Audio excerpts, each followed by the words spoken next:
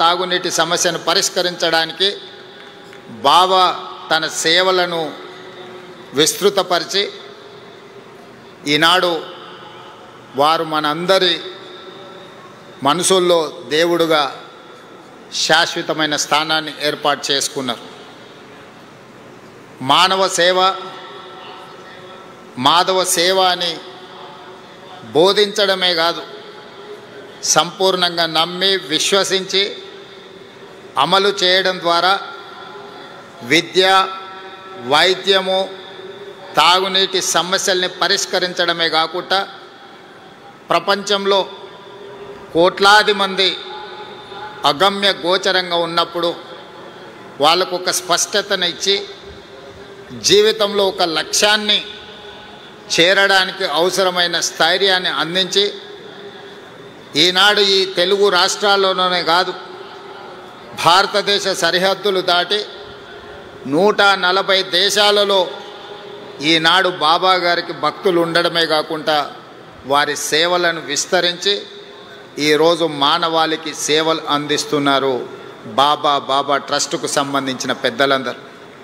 అందుకే ఈనాడు శత జయంతి ఉత్సవాలలో ఎవరు పిలవకున్నా స్వయంగా ఇక్కడికి రావాలి, ఉత్సవాలలో పాల్గొనాలి, ఇది జన్మకు ఒక అవకాశం అని భావించి వేలాదిగా భక్తులు ఇక్కడికి రావడమే కాకుండా ఒక మారుమూల ప్రాంతం ఆంధ్రప్రదేశ్లో అనంతపూర్ పుట్టపర్తి అనేది, ఇక్కడికి ప్రధానమంత్రి నుంచి రాష్ట్రపతి వరకు, కేంద్ర మంత్రుల నుంచి వివిధ రాష్ట్రాల ముఖ్యమంత్రుల వరకు, ప్రపంచంలోనే 40-50 దేశాలకు సంబంధించిన ప్రముఖులందరూ కూడా పుట్టపర్తి పట్టణానికి రావడము ఈ భూమికి, ఈ నేలకు ఉన్న పవిత్రతను, ఇక్కడ బాబా గారు నివసించడం వల్ల వచ్చిన ప్రత్యేకతను ఈనాడు మనం గుర్తు చేసుకోవాల్సిన అవసరం ఉన్నది.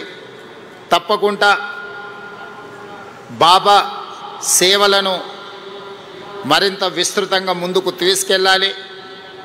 ఆంధ్రప్రదేశ్ రాష్ట్రంతో పాటు తెలంగాణ రాష్ట్రంలో కూడా రాష్ట్ర ప్రభుత్వం శత జయంతి ఉత్సవాలను అధికారికంగా నిర్వహించే ఆదేశాలను ఇవ్వడం జరిగింది.